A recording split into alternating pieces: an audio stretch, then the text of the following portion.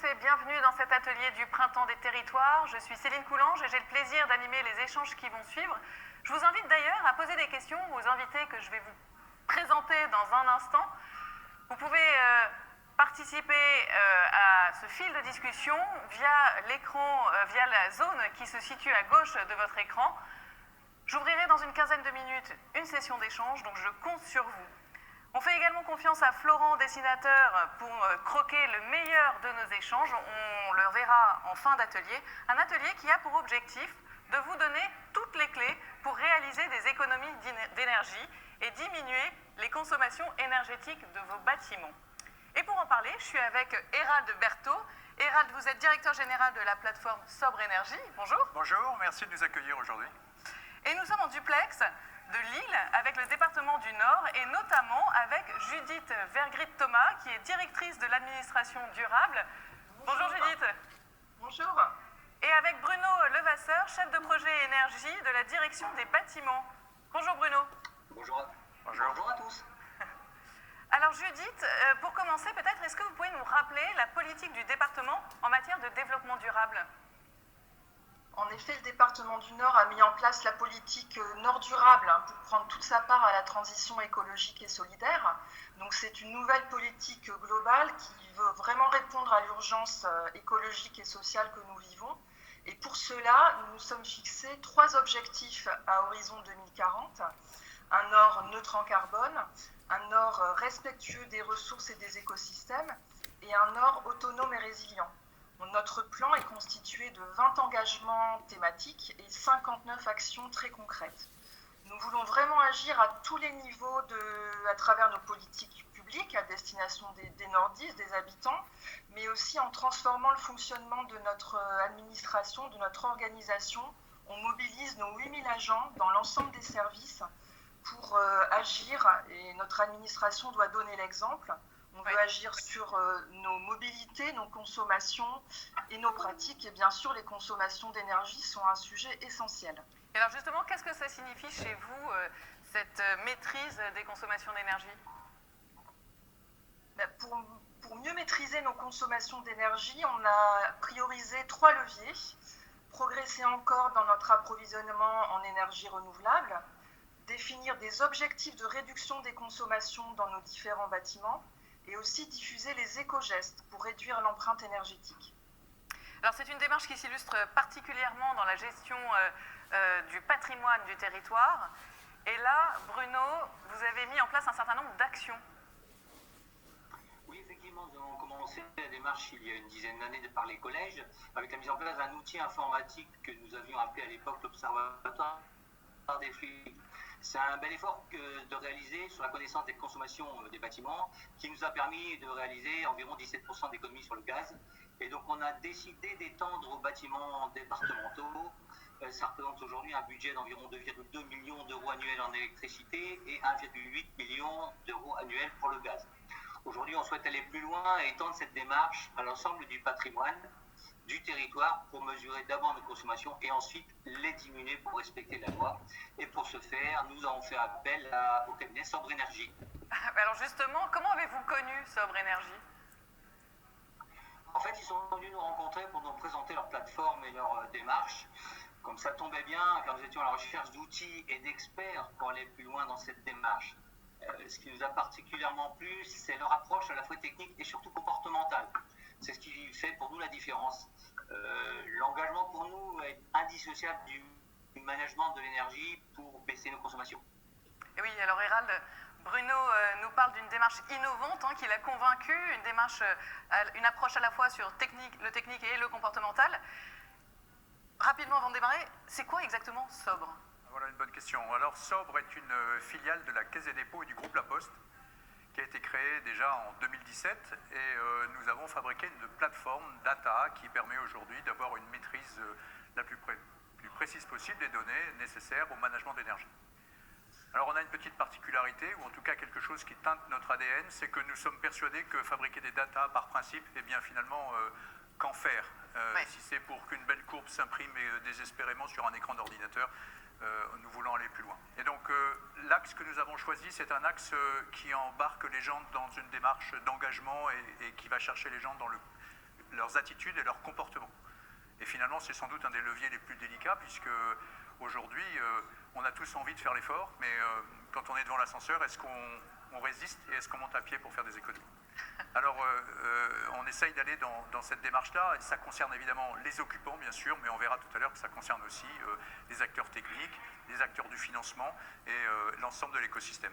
Et oui, parce que vous déclenchez 3 populations d'acteurs pour pouvoir conjuguer data et hommes, c'est votre ADN. Et ce que je voudrais savoir, c'est comment finalement vous transformez ces données dont vous parlez en démarche opérationnelle. Parce que l'idée est belle, mais derrière.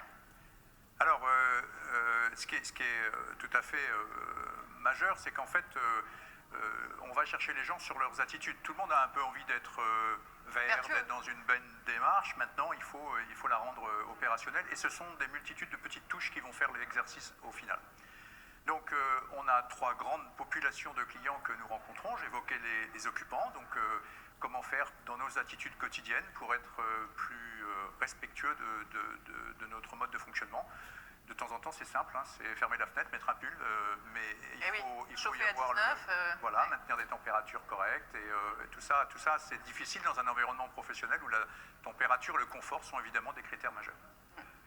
Après, le bâtiment en question, il est souvent équipé, alors plus ou moins bien, parce qu'il est plus ou moins neuf ou plus ou moins ancien, mais il faut se poser des questions très sérieuses sur la façon dont on va manager finalement les équipements de ce bâtiment. Et donc, en l'occurrence, est-ce que le thermostat fonctionne? Est-ce que les filtres de la climatisation ont été correctement entretenus?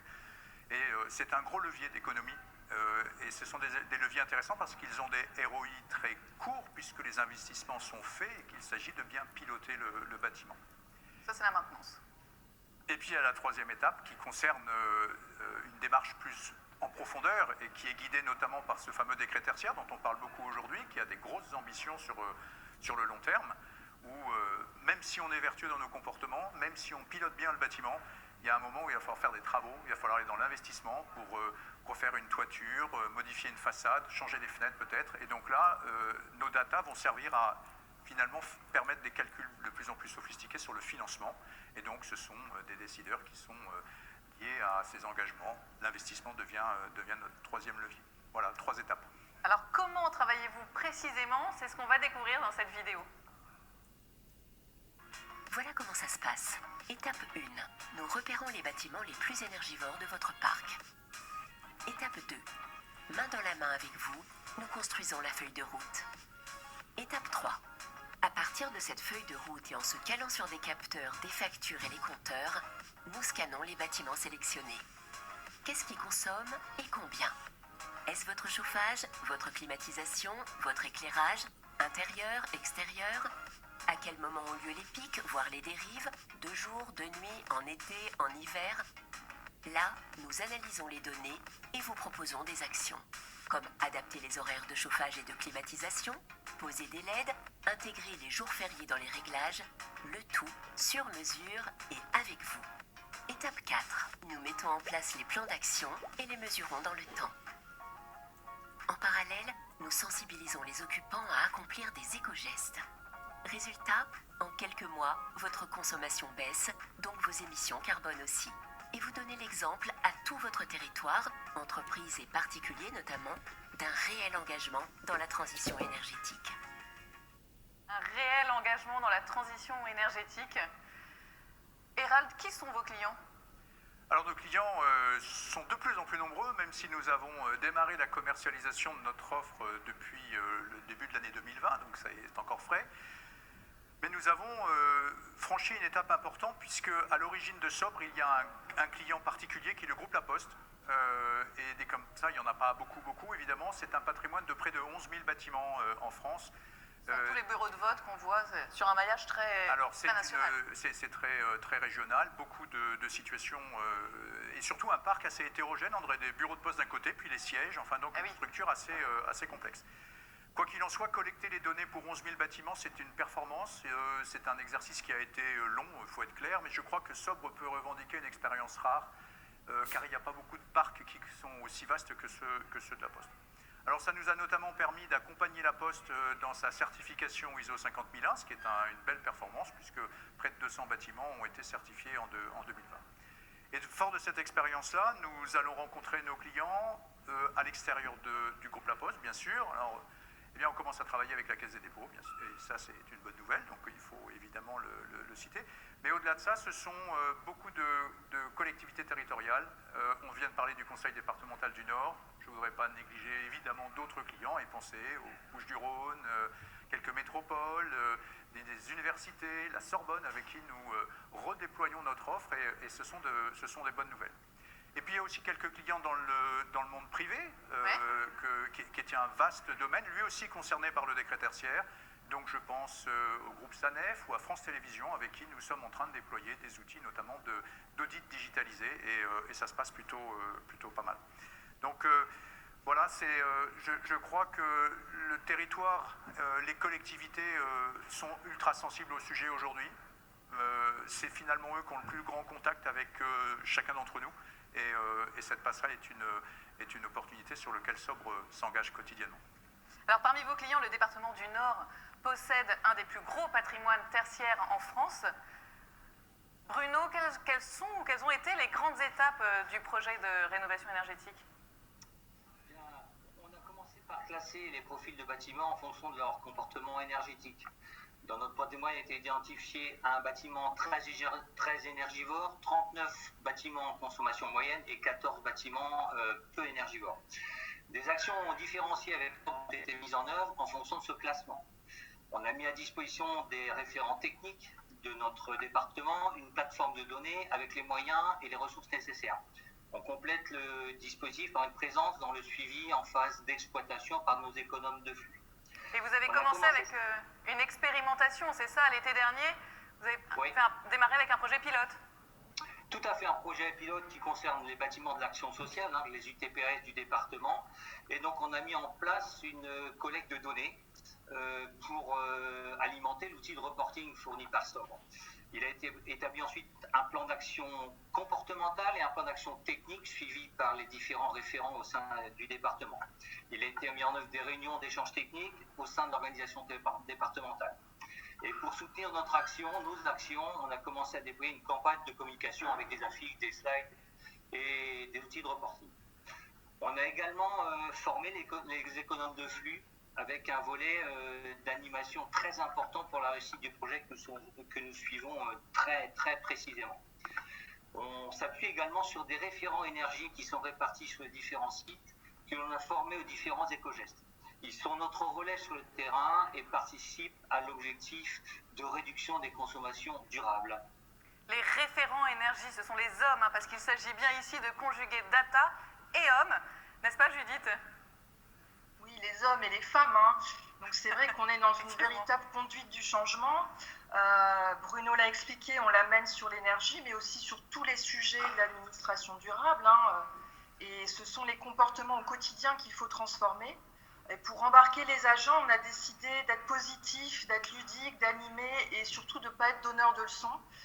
Plus largement, on s'appuie sur des agents volontaires, nos ambassadeurs, les colibris, plus d'une centaine, qui portent la bonne parole aussi auprès de leurs collègues et nous remontent la température du terrain. Bruno, quelle est la finalité du projet finalement ? Que souhaitez-vous atteindre ? La finalité, bien entendu, du projet, c'est de réduire les consommations et d'accompagner les changements de comportement sur un mode durable, comme l'a dit Julie. Un premier objectif de réduction des consommations a été fixé à 5% seulement pour la première année sur le gaz et sur l'électricité. On sait qu'on peut aller plus loin en première année sur le gaz et l'électricité. On sait aussi qu'on peut aller plus loin en matière d'économie. On envisage une réduction de l'ordre de 20% global, mais il faut procéder par étapes et consolider le dispositif.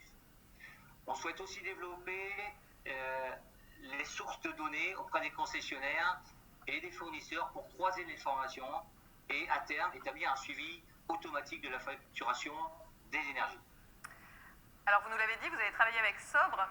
Quels ont été et quels sont les bénéfices de travailler avec eux ? D'abord, ils ont été humains. Pourquoi ? Parce qu'on a établi des relations de confiance grâce à la réactivité et à la disponibilité des équipes de Sobre qui sont en permanence pour nous répondre. Ouais. Ensuite, techniquement, ça nous a permis de nous réinterroger sur notre propre gestion des sites. Et alors, qu'est-ce que vous conseilleriez à ceux qui nous écoutent ? Eh ben, allez-y, lancez-vous, n'attendez pas. Merci beaucoup à tous les trois. On va maintenant passer aux questions du public.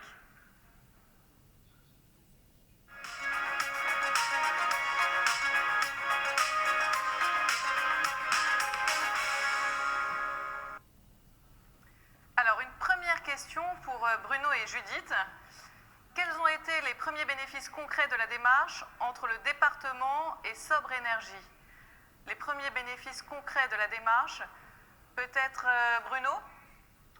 Oui, alors les premiers bénéfices, d'abord, ça nous a permis de nous recentrer sur l'économie, je parle en termes énergétiques, de nos bâtiments. Le fait que Sobre nous accompagne nous a permis de nous focaliser sur ces premiers bâtiments, ces 54, et de manière à maîtriser la vision des consommations et surtout avoir une action comportementale directe sur les usagers de ces bâtiments. Surtout que c'était des catégories de bâtiments différentes. Oui, tout à fait. Alors, les surfaces varient énormément, mais effectivement, c'est des bâtiments qui vont de 20 personnes à plus de 200. Oui, c'est ça. Alors, une question pour Judith. Comment permettre que les objectifs de réduction de consommation soient partagés par l'ensemble des parties prenantes? Et on entend par là direction du patrimoine, usagers, mainteneurs. Comment se fait la communication? On agit vraiment en mode projet, avec du coup l'ensemble des directions concernées, un portage fort aussi de notre DGS, des élus, une communication qui anime l'ensemble, et donc on fonctionne vraiment avec des liens très étroits, des échanges au quotidien et une mise en cohérence de l'aspect technique, de l'aspect comportemental. Réponse. Une chose intéressante, c'est que en fait, nous sommes sollicités pour fabriquer des reportings qui soient spécialisés en fonction des interlocuteurs que nous avons en face de nous. Et le DGS n'a pas fatalement envie de savoir exactement la température d'un radiateur, alors qu'inversement, les directions techniques ont besoin de ce type de détails. Et donc, on décline dans les outils que nous mettons en place en fonction des situations, des templates dédiés qui sont vraiment les quelques indicateurs clés que chacun a besoin de suivre pour garantir cette animation. Avec les mêmes sources, les mêmes données. Alors ce sont les mêmes données, et en fait c'est la data visualisation qui permet de raconter une histoire qui est vraiment celle que chacun a envie d'entendre pour pouvoir s'en occuper au quotidien. Alors Hérald, justement, quel budget prévoir pour mettre en place une solution de pilotage énergétique sur un parc d'une 50aine de bâtiments? Bien, il y a une réponse qui est simple aujourd'hui. Grosso modo, ça coûte 600 € par an, en moyenne, par bâtiment. En fait, ce prix couvre le fait que certains tout petits bâtiments ont besoin de tout petits engagements et puis que de gros bâtiments, au contraire, ont beaucoup besoin d'être accompagnés. Pour faire simple et pour que tout le monde puisse nous repérer, retenez ce chiffre de 600 €. Par bâtiment, hein. Par bâtiment, par an. Et on pourrait d'ailleurs se rappeler que ce sont des solutions logicielles qui sont vendues et que, eh bien, aujourd'hui, les moyens d'accès pour les collectivités à ces solutions sont bien soutenus, que ce soit par le biais de marchés publics ou par l'UGAP, et ça marche très bien. Alors, autre question, nous souhaitons lancer une démarche globale de réduction énergétique sur nos bâtiments. À quel moment lancer une mission type Sobre? Alors, en fait, on voit 4 étapes dans nos missions de façon courante. La première, c'est aussi simple que ça puisse paraître, ce sont la maîtrise des données et la nécessité d'avoir enfin cette information. Et aussi trivial que ça puisse sembler être, malheureusement, ce n'est pas toujours le cas. Les informations ne sont pas toujours complètes, elles sont peut-être discutables même dans leur réalité. Donc le point de départ, c'est vraiment savoir combien je dépense. C'est la première question auquel il faut répondre. La deuxième question, c'est comment je dépense, c'est-à-dire rentrer dans le bâtiment pour commencer à voir quelle attitude est-ce que le bâtiment a. Est-ce qu'il est chauffé, trop chauffé, pas assez chauffé, confortable, pas confortable. Et ça prend combien de temps de collecter ces données? C'est semaine, un mois? Il faut compter entre 2 mois et 3 mois, entre le moment où on déclenche la mission, le temps de récupérer les données chez les fournisseurs, de récupérer les mandats, de pouvoir faire toute la démarche. Et puis, il faut être réaliste, ça se fait au rythme de nos équipes chez nous, mais aussi au rythme de nos clients qui ne font pas que ça. Donc les choses se déroulent à ce rythme-là. Voilà. Et alors justement, comment Sobre peut s'inscrire dans la palette d'outils que propose la Banque des Territoires? Alors ça, c'est un sujet qui est vraiment très intéressant parce que ce qu'on constate aujourd'hui, et Je suis évidemment là pour évoquer la Caisse, mais on a aussi notre autre actionnaire. J'ai parlé du groupe La Poste tout à l'heure. En fait, les collectivités territoriales s'inscrivent plus que jamais dans un véritable parcours de transformation énergétique. Et les étapes sont successives, s'inscrivent dans une échéance assez longue. Décret tertiaire, c'est 2030, 2040, donc on part sur des engagements longs. Et en fait, la mise à disposition de ces outils va permettre au fil de l'eau d'accompagner le client dans son parcours de décision. Et donc la Caisse a déjà déployé des solutions qui sont très ouvertes, très larges et qui sont un véritable entonnoir de transformation et dont le but du jeu est globalement d'arriver et de faire passer les collectivités à l'acte. Et c'est vraisemblablement les enjeux de cette collection d'outils qui est en train de se mettre en place. Et alors, quelles sont les résistances? Parce que pour passer à l'acte, il y a peut-être quelques freins. À votre avis, on peut peut-être poser la question d'ailleurs à Judith et Bruno. Judith, à votre avis, quels sont les points de résistance par rapport à la conduite du changement? Oui, on est vraiment dans un schéma classique de conduite de changement, de transformation. Donc, on s'appuie sur des personnes et des acteurs convaincus, des neutres parfois un peu mous du genou qui vont se laisser embarquer, et puis les résistants. Donc, nous on a choisi les résistants de ne pas mettre nos efforts dessus, mais de s'appuyer plutôt sur les autres. On a la chance quand même qu'on s'inscrit dans une prise de conscience citoyenne sur ces sujets avec une volonté d'agir à la maison et aussi au travail. Et puis on est vraiment dans notre théorie des petits pas, des premiers périmètres, des expérimentations, des réussites pour pouvoir après avoir du concret à présenter et convaincre. La communication, on l'entend, est hyper important. Alors c'est majeur, parce que finalement il faut en parler de ces projets, il faut surtout qu'ils sortent des bureaux et que tout le monde se sente concerné. Et pour compléter ce que dit Judith, ce qui est très intéressant, c'est que sur les quelques clients avec qui nous avons entamé cette démarche depuis maintenant une grosse année, eh bien on est dans des phases de transformation, c'est-à-dire que les prototypes aboutissent et on assiste à des élargissements de périmètre. C'est vraisemblablement une des meilleures nouvelles, puisque ça veut dire que ça marche et qu'il y a une satisfaction concrète sur le sujet. Sur ces premiers projets pilotes, sur ces premières expérimentations. Eh bien, merci à tous les trois pour vos éclairages. Merci à Sébastien qui est en coulisses. Merci à tous pour vos questions. Nous allons nous arrêter là et on va voir ensemble ce que Florent a retenu de nos échanges. Très joli dessin. Alors on commence par être engagé sur les usages. Hérald, est-ce que vous pouvez commenter avec moi ce dessin? On passe à l'action grâce à la data. Je crois qu'il a très bien compris ce qu'on essaye d'évoquer. J'espère qu'on pourra repartir avec ce très beau croquis parce que c'est un formidable résumé. On veut toujours faire des infographies. Une illustrographie, elle est très belle et toutes les étapes ont été bien prises en compte. Bravo. Et on voit bien effectivement cette idée de long terme, court terme, comme quoi il y a des actions. C'est une démarche longue dans laquelle on s'inscrit évidemment. Avec une temporalité. Eh bien, merci à tous. Alors, pour en savoir plus, allez voir la démo de l'outil pré-diagnostic bâtiment scolaire sur le site de la Banque des Territoires, du Printemps des Territoires. Vous pouvez également me retrouver dans l'atelier sur l'efficacité énergétique qui aura lieu à 14h30. Et rendez-vous sur le site, vous y trouverez tous les liens utiles sur Sobre Énergie, sur les offres de financement de la Banque des Territoires. Alors pour conclure, je dirais que le changement commence par nous, car finalement, au-delà du conseil en intelligence énergétique des parcs immobiliers réalisés par Sobre Énergie, ce sont nos comportements en tant qu'occupants qui vont permettre de pérenniser les bénéfices. Alors un seul mot d'ordre, soyons sobres. Exactement. Et place maintenant à un moment détente. À bientôt.